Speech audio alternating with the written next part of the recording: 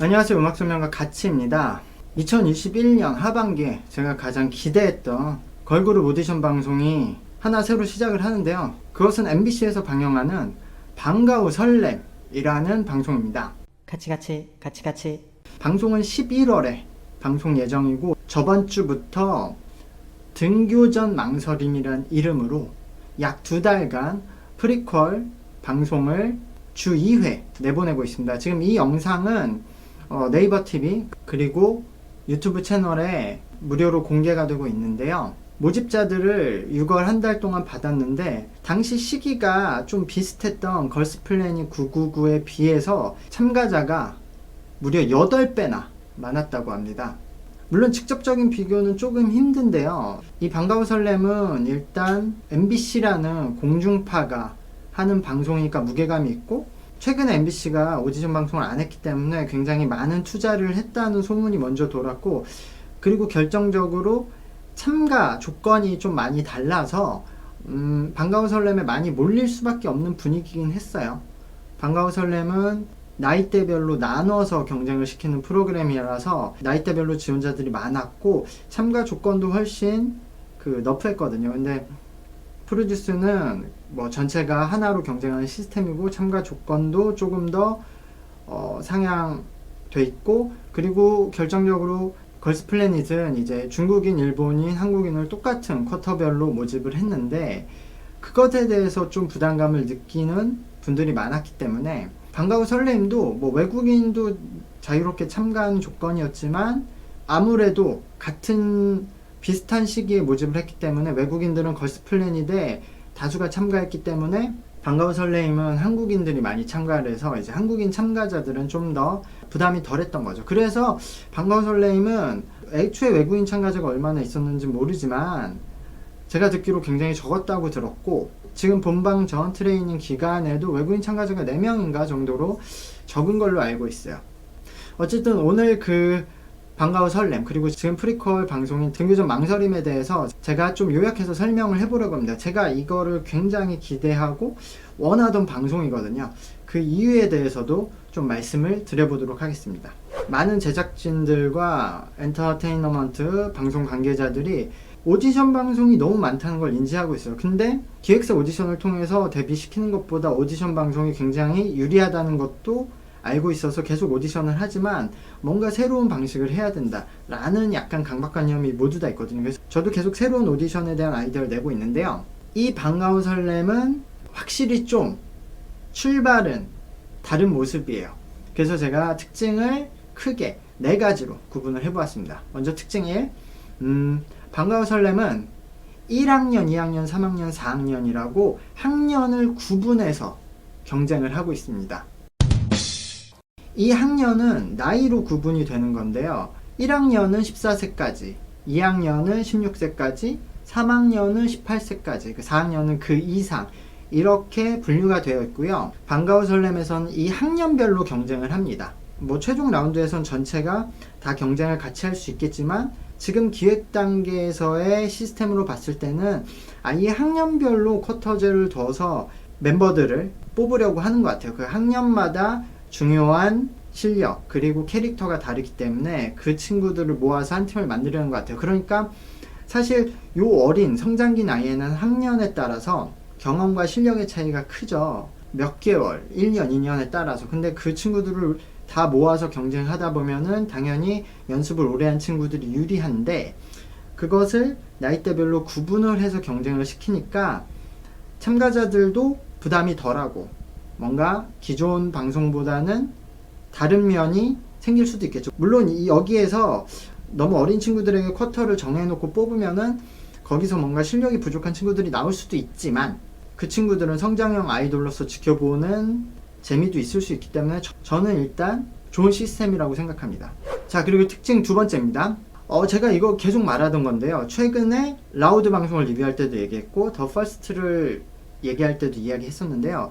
오디션 방송을 굉장히 길게 가져가야 된다고 저는 항상 주장을 해요. 근데 보는 사람들은 지루하고 방송국 입장에서도 제작비 등이 부담이 되죠. 그래서 제가 걸스플래닛 때도 얘기했던 게 어차피 방송 전에 한 달에서 두 달 합숙을 하는데 그 시간을 버리지 말고 그거를 방송을 해라 라는 얘기를 했었죠. 방과후 설렘은 딱 그대로 하고 있습니다. 굉장히 긴 호흡을 가져가려고 노력을 해요. 9월 달에 합숙을 시작해서 11월에 본방을 하죠. 근데 9월 달부터 11월까지 지금 트레이닝 기간을 프리퀄이라고 해서 주 2회나 할애를 해서 여러 미디어 매체에 무료 공개를 하고 있어요. 그래서 그것을 보고 싶은 사람들은 보고, 보기 싫은 사람들은 보지 않고. 근데 어쨌든 관심이 가진 사람들은 더 많은 자료들을 아주 길게 충분히 볼 수 있기 때문에 멤버들의 캐릭터 파악도 쉽고, 그리고 스토리 라인도 더 강력하게 가져갈 수 있는 장점이 있죠. 그리고 이렇게 방송 전 트레이닝 모습도 충분히 보여주면은 본방에서 바로 탈락하는 친구들도 충분히 노출을 해주기 때문에 이 친구들이 1차 라운드에서 탈락되더라도 얻고 가는 것들이 더 많겠죠.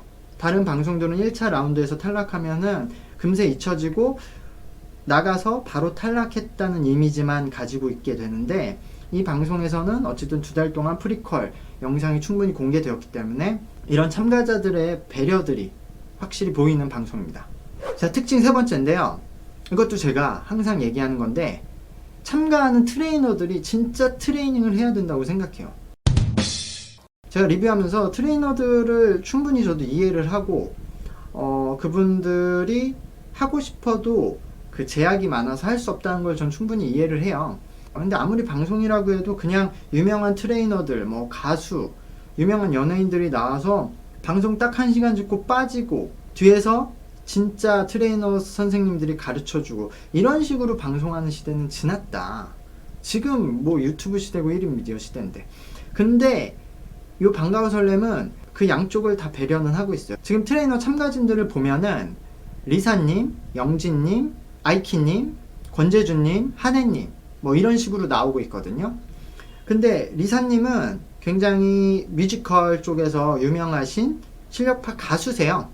리사님은 좀 가수로서는 그렇게 유명하지 않으셨고 뮤지컬계에서 좀 더 잘 되셨죠. 근데 어쨌든 인지도가 그렇게 높지 않아요. 리사님을 선택했다는 것 자체가 굉장히 실력파에 염두를 두고 있다. 이거 마케팅은 전혀 연관이 없을 거예요. 리사님을 모르는 분이 훨씬 많기 때문에. 그리고 영진님은 조금 유명하지만 영진님도 어쨌든 마케팅이 득이 되는 케이스는 아니죠. 어쨌든 그 보컬, 뭐 발성 이런 데에 대해서는 누구나 인정을 하시기 때문에, 그러니까 이것도 실력파. 그리고 아이키님은 약간 두 마리 토끼를 다 잡은 거죠. 지금 스트리트 우먼 파이터의 훅이라는 크루의 수장으로 참가를 하시고 계신데, 아이키님은 원래 좀 틱토커, 인플루언서로 유명했던 댄서셨는데 약간 이거는 마케팅이 좀 되겠죠. 본인이 되게 튀고 재밌는 개그 캐릭터도 있으시고 되게 이렇게 주목을 끌 수 있는 캐릭터이기 때문에 참가하셨지만, 어쨌든 이분도 댄서로서 오랜 경력을 가지고 있고 지금 많은 사람들을 안무를 가르치고 있기 때문에 실력도 인정할 수 있다. 그리고 권재준님은 그냥 말 그대로 그냥 현업에서 안무 트레이닝을 직접 하시는 분을 데려온 거예요. 그렇고 이제 마지막으로 랩 트레이너 한혜님이 오셨는데, 한혜님도 약간 아이키님하고 비슷한 포지션이에요. 한혜님도 어쨌든 랩에 대한 실력은 누구나 인정하시는 분이고, 근데 한혜님은 지금 예능 방송에 더 많이 나가고 약간 이제 연예인화 되긴 하셨죠. 그러니까 한혜님은 홍보도 좀 되고 그러면서도 랩을 좀 잘하는 분, 그리고 뭔가 새로운 인물을 찾았던 것 같아요. 한혜님도 굉장히 뭐 핫하거나 이렇게 방송에 많이 나오시는 분은 아니잖아요. 이제 막 방송을 많이 하는 분이기 때문에 그런 캐릭터로 찾았다. 그때 어쨌든 전체적인 트레이너진들이 실력 위주로 뽑았다는 것을 알 수 있습니다. 그리고 제가 지금 프리퀄 방송들을 보면서 느낀 점은, 이분들이 진짜 트레이닝 세션을 제대로 다 하는 건 아니지만 기존 오디션에 비해서는 직접 다 참여해서 하루 스케줄은 트레이닝을 하고 있더라고요. 자, 마지막 특징 네 번째입니다. 이게 가장 중요하다고 생각해요.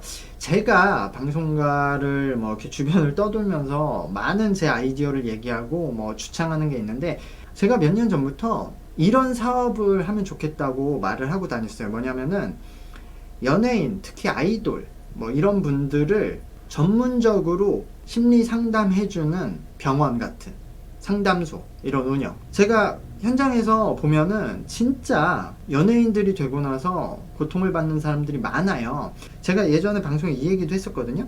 아이돌과 결혼은 되게 공통점이 많다. 왜냐면 우리에게 매우 가까이 있고 뭐 흔한 일이고 누구나 쉽게 접하기 때문에 굉장히 친숙하고 잘 아는 것 같지만 실상은 너무 모른다. 그렇게 모를 수도 없는데 너무 모른다. 완전 딴 세상이다. 공감을 잘 못한다. 이런 거예요. 그리고 다들 그냥 그게 뭔지도 모르고 하고 싶어하고 무조건 좋다고 생각하는데, 보면은 모두들 되게 극소수의 최상이 잘 되는 케이스만 바라고 본인이 그렇게 될 거를 꿈꾸고, 정작 해보면 그렇지 않은 사람들이 대부분이니까 거기서 실패하고 괴로워한다. 이런 얘기를 제가 많이 했는데요. 사람들이 아이돌에 대해서 너무 쉽게 생각하고, 어떻게 생각하면은 대중들이 알만한 내용도 너무 공감을 못해요. 그들의 인생에 대해서.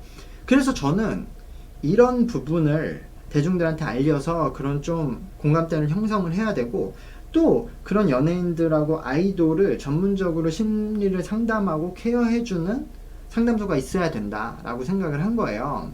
이분들이 데뷔를 하고 나서 본인이 생각하지 못하는 수많은 상황들이 한꺼번에 닥치고, 잘 되더라도 수많은 사람들한테 성희롱, 악플 막 그런 걸 받으면서 충격을 완전히 받거든요. 그러니까 그런 거에 대해서 전문적으로 이야기해 줄 수 있는, 그래서 저는 이게 되게 좋은 심리학과 선생님도 계시고 또 이쪽 경험이 직접적으로 있는 되게 좋은 연예인 선배가 있어야 된다고 생각했어요. 이 둘이 협업을 해서 뭐 아예 저는 가능하면은 모든 엔터테인먼트 회사들이 소속사 연예인들을 1년에 몇 번씩 상담을 하게 해줘야 된다. 그래서 이분들이 조금 더 편하게 살고 마인드 컨트롤 할 수 있고 좀 위험한 상태에서 벗어나게 해주고 뭐 다른 일들을 할 수 있게도 도와줄 수 있는, 그래서 이게 사업적으로도 잘 될 것 같고 이 사회적으로도 의미가 있다, 이런 얘기를 많이 하고 다녔는데요. 제가 이 채널을 만든 이유 중에 하나도 뭐 그 중에 하나예요. 제 경험을 바탕으로 이 친구들의 얘기를 좀 대중들에게 쉽게 설명을 해주면서 대중들이 이 친구들을 좀 이해하고 이 친구들도 대중들한테 더 다가갈 수 있게 만들고 싶었어요. 저는 물론 모든 아이돌들이나 연예인들이 다 선한 거 아니에요. 말씀드렸듯이 그들도 악한 사람들도 있고 뭐 실수를 하는 사람들도 있고, 그리고 우리 눈에는 그런 게 더 부각이 잘 되죠. 그러니까 그런 비판받을 것도 우리가 그 사람들을 이해를 하면 무조건 용서를 하는 게 아니라 이해를 하는 만큼 이 정도는 용서할 수 있다, 이 정도는 용서할 수 없다가 분명히 구분이 되는 거거든요. 그래서 저는 이해를 하자는 건데, 반가워 설렘의 프리퀄 등교전 망설임에서는 그 현재 한국에서 굉장히 유명한 아동 심리 전문 상담사 오은영 선생님께서 어머니란 역할로 등장해서 굉장히 심리 상담을 계속 해주시고 있어요. 그리고 개그맨 이은지 님이 이렇게 MC 같은 역할로 참여를 해서 이 친구들을 이제 케어해주고 뭐 얘기도 해주고 제작진들과 중간 사이에서 역할을 해주거든요. 마치 라우드에서 이승기님처럼. 근데 전 그 라우드에서 이승기님 역할이 사실 나쁘진 않다고 생각했어요. 그런 아이돌 경험과 연예인 경험을 많이 했던 분이 직접 참여해서 제작진들과 프로듀서와 그 참가자들 사이에서 그 조율을 하는. 근데 이승기님은 너무 급하게 투입이 됐고 실제로 큰 비중이 없었어요. 그게 아쉬운 거죠. 이승기님이 너무 바쁘기도 했고. 근데 그런 역할은 좀 필요하다. 근데 여기서는 아이의 심리학 박사님이 나오셔서 그 역할을 해주시니까 그 부분은 굉장히 좋다. 그래서 제가 이제 지금 프리퀄을 보고 있는데 참가자들의 실력도 걸스플래닛 보다 좋은 것 같은 느낌도 있어요. 그래서 굉장히 기대가 되고요. 앞으로 이 프리퀄 방송을 보면서 제가 이전에 다른 방송을 해왔듯이 참가자들 리뷰도 먼저 하고 여러 가지 정보를 모아서 전달해 드릴 테니까 한번 이 방송도 기대해 보면 좋을 것 같습니다. 구독과 좋아요 부탁드리고요. 감사합니다. 안녕.